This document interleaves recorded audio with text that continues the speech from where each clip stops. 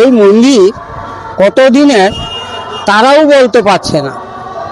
তখন রাজাদের আমল ছিল, রাজাদের আমলে এইগুলা মহিষাতল এলাকা ছিল, মহিষাতল রাজবাড়ির এই মন্দির। কি করে তারা জানলো না, এটাতে প্রচুর জঙ্গল, কাঁটা ফুল, মানে বিভিন্ন জঙ্গলের মধ্যে ছিল। সেই রাজবাড়ির রাখাল ছিল, গরু ছিল 200-র বেশি, গরু চড়াইতে রাখা। এখন একদিন একটি গাই, সে বেশি দুধ দেয়, সে এসে প্রত্যেক দিন ওই যে বনে ঢুকে দুধ দেয়, সেটা কিন্তু কেউ আর জানেনি।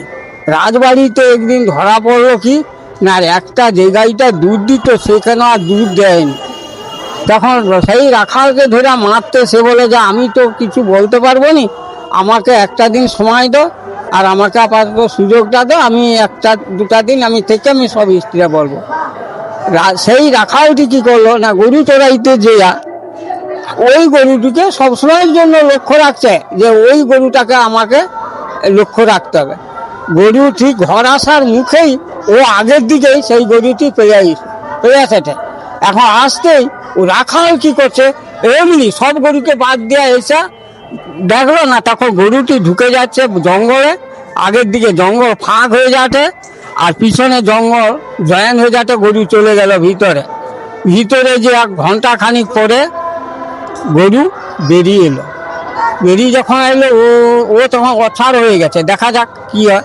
গরুটা কিন্তু ওকে আর দেখতে পায়নি। এই বলে ওই আইলে দেখলো যে জঙ্গল ফাঁক হয়ে যাচ্ছে, আবার গরু বেরিয়ে আসতে সেই জঙ্গল আবার পিছনে, যেমন জঙ্গলকে তেমন জঙ্গল, কিছুই ধরতে পারবেন।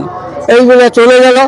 সেই রাজবাড়ি বললো সেই রাখালকে, সেই দুধ দেয়নি কি না, বাবু আমি আপনাকে আগের দিন বলবো সব ঘটনা। এই বলে ওদিন গেল। তারপরের দিন ওই স্ত্রীরা, ওই গরু চলে আসতেছে, ও তার পিছনে এসে ঠিক গরুটি হাফ ঢুকে গেছে, ও তার নেজে ধরে ফেলছে, সেই গাইটি নেজে ধরে ফেলছে। গরুটা বেশ কিছুটা জায়গা ভিতরে চলে গেল, ও তার ন্যায় ধরে আছে। ন্যায় ধরার পর যে দেখলো না, গরুটি চারপাশে পা দিয়ে দাঁড়িয়ে আছে না, সেখানে 3 ভাগে মাটি সরে গেছে। সরে যেতে সেইখানে এমনিতে দুধ পড়তিছে। সেই দুধটা পড়ার পরে আবার যখন বাছুরটি ফিরে আসবে, তখন কিন্তু সেখানে সেই ফাটটি একবারে বন্ধ হয়ে গেছে, ফাট আর দেখা যায়নি। সেই তার ন্যায় ধরা আছে, ধরে বেরিয়ে চলে এলো। আবার পিছনে ঘুরে পড়ে দেখলো না, সেটা বন্ধ হয়ে আছে। কোথায় যা ঢুকতে গেছে ধরতেই পারেন। এই বলে রাজাকে যে সব বললো, সব বলতে তখন বণিক, ওই আদিবাসী আর কি, আগেকার যুগে বণিক বলতো, ওই আদিবাসী দেখে বণিক দিয়া সব জঙ্গল পরিষ্কার করিয়া সে বলে সেই রাখালকে লেগেছে, বলো কোনখানে আছে। রাখাল বললে আমার তো অনুভব, জঙ্গল তো দেখতে পাওয়া যায়নি, মনে হতো এখানে না, তাহলে চাটাও। এই বলে বেশ কিছুটা দূর থেকে সেই বণিকগুলা আপাতত 3-4 ফুট নিচ করে চটি যেতে যেতেই ওই কোদাল লেগে গেছে বাবাজির মাথায়। লেগে যেতে ওইখানে থাকতে বলে, ওইখানে বাবাজি দেখলো না, এই তো কালো পাশা মূর্তি না, ওইখানটা পরিষ্কার করে দেখলো খুলো। এই বলে খুলে দেখলো 20 ফুট পর্যন্ত নিচকে খুলে গেছে সেই বণিকরা। কোথাও বাবা হাঁকুড়ি পাবেনি, কোথাও এতটারও, কোথাও এই রকম অবস্থায় নিচ পর্যন্ত আছে। এই বলে 20 ফুট নিচ থাকতে ওই বাবাজির করে গেটটা ইট দিয়ে গাঁথা আছে। তারপর সেই আমল থেকে এই সেই রাজবাড়ির এই মন্দির, সেই রাজবাড়ি করলো। এইগুলা তিনি নাম দিয়ে গেল কিসে, সে এর নাম আজ থেকে থাকলো যে তোমার না বনকুমার। কারণ আমাদের থেকে এত তৈরি, আমাদের সৃজন করে এবং তারাই প্রতিষ্ঠা করে সে করলো।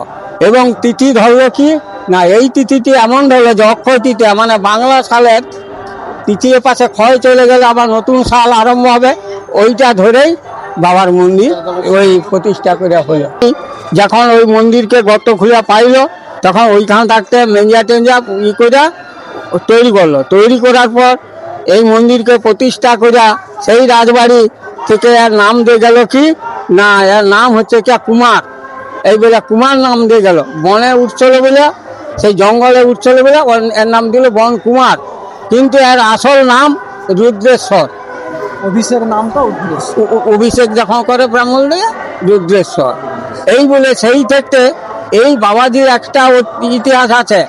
ইতিহাস কি না, এই বাবাজির ঘট উঠা থেকে এই 5 দিনে 13টা হাঁড়ি লাগে, আর ঘট কলসি লাগে 3টা, আবার ঘট কলসি লাগে 9টা। সে রাজস্বিক ভাবে আর পূজা, এরকম পূজা সে যত জায়গায় যাও কোনো শিব মন্দিরে হয়নি।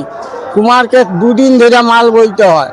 তা আজকে শুধু এই 16 সাজের যে পূজাটা হবে ওইটা দেখলেই তোমার চমকি যাবে। এইরকম এই বাবার এই